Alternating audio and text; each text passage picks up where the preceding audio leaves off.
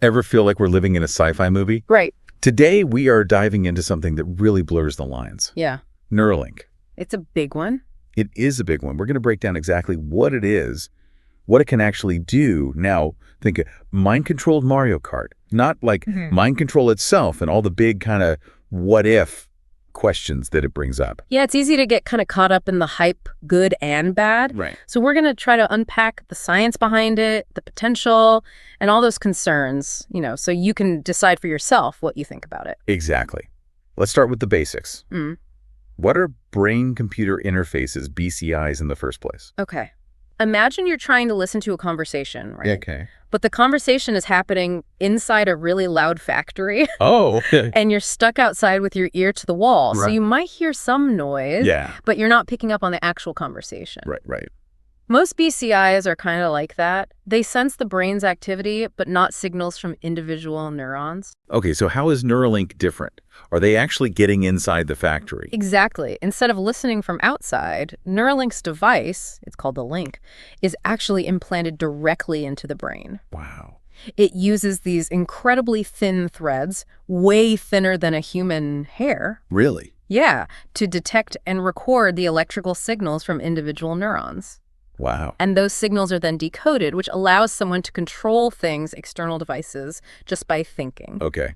So not mind reading, but more like translating the brain's electrical language into commands. Exactly. Okay. And this opens up incredible possibilities. In fact, they've already developed this product called telepathy, which focuses on giving users control over computers and smartphones with their thoughts. Okay, and this isn't just theoretical, right? People are actually using this. It's already happening. In their July 2024 update, Neuralink showed a patient, let's just call him Nolan, who's been using telepathy for several months now. Wow. He can control a MacBook Pro, just like you or I would use a mouse and keyboard, but he's doing it all with his mind, browsing the web, playing games. He can even live stream his gameplay on X, all without touching a mouse or keyboard. Okay, now this is where it starts to sound like something out of a movie. What kind of games are we talking about? He was playing Civilization. And get this, on Emperor mode. Oh, wow. Which is the hardest difficulty level. No way. So you're telling me he's out there like conquering digital empires with his mind? Yeah, and not just playing. He's actually beating world records for cursor control speed using only his mind. Wow. And all of this with only about 15% of the implanted electrodes actually working the way they should be. So as the technology improves, there's potential for even greater speed and control. Absolutely, yeah. Yeah. The team is always working on making the device better. Like they're even working on all-day battery life with charging happening while you sleep. Okay, now that sounds pretty cyberpunk future, but let's talk about how this surgery actually works. Implanting a device into the brain sounds incredibly delicate. Yeah, it's surprisingly minimally invasive. Neuralink uses a surgical robot to put the device in, and this robot is incredibly precise. Like, it can insert those tiny threads with micron-level precision and avoid any blood vessels. Wow. In fact, when they did the surgery on the first patient, there wasn't a single drop of blood. Wow. It's hard to wrap your head around, especially considering how much the brain moves with every heartbeat. You're right. The robot has to be so sophisticated to adjust to those micro movements.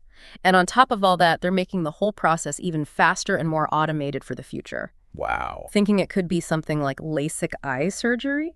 So you're telling me someday getting a Neuralink implant could be as routine as LASIK? That's the goal, yeah. Wow. That future is both really exciting and, to be honest, a little unnerving at the same time. Right. But what are the biggest hurdles that Neuralink needs to overcome to actually make that happen?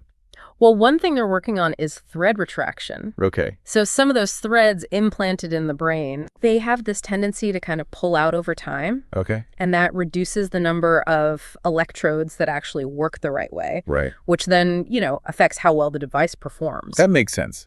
I imagine the brain, delicate as it is, would probably try to push back against anything foreign, no matter how tiny it is. Yeah, exactly. And so they're trying to find ways to make those threads, work better with the brain's environment. Like they're refining the surgical techniques to reduce any air pockets around the implant, which could be part of the reason why the threads move. Okay, that makes sense.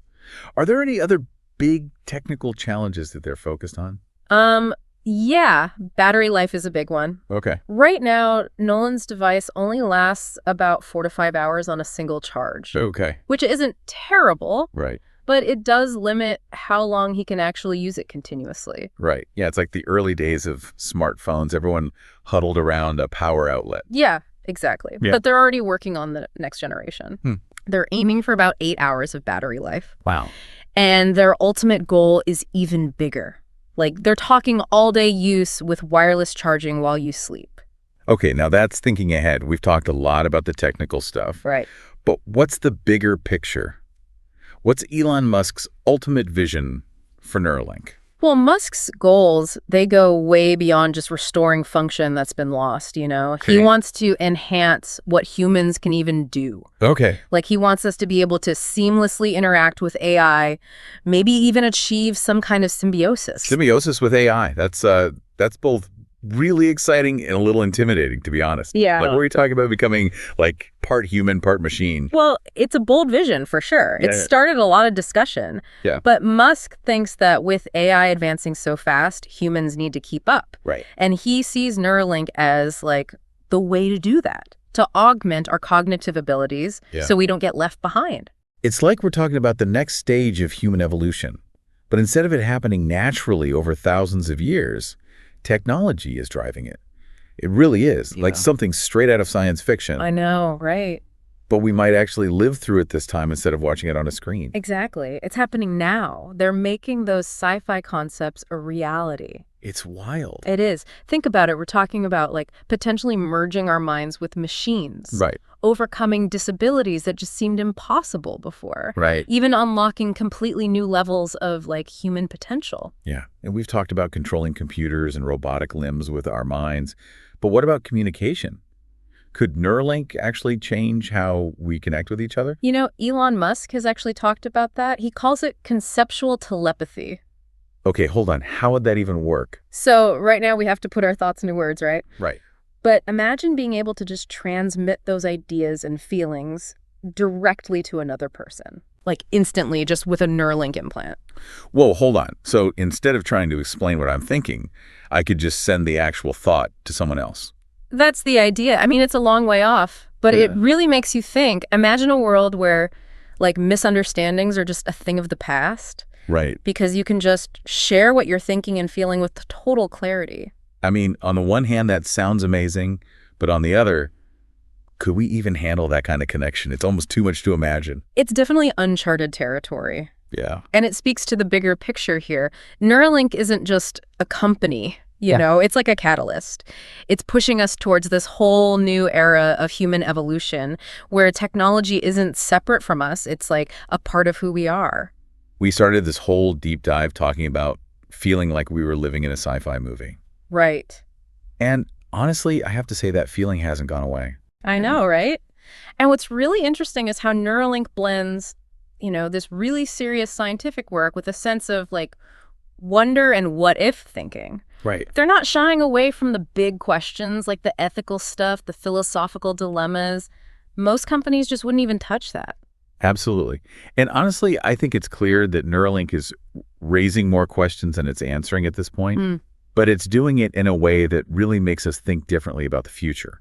What's your biggest takeaway from all of this? You know, for me, it's just the sheer audacity of it. Like the idea that we could one day merge our minds with machines, overcome disabilities, unlock these new levels of what humans can even do. It's kind of awe-inspiring. Whether or not Neuralink is the one that gets us there, it's making us really confront what it actually means to be human. And that's a conversation we really need to be having as a society. I completely agree. So there you have it, everyone. A deep dive into the world of Neuralink cutting-edge science, limitless ambition, and a whole lot of really big questions that we're only just starting to grapple with. As they continue to push the boundaries, one thing's for sure, the future is about to get a whole lot more interesting.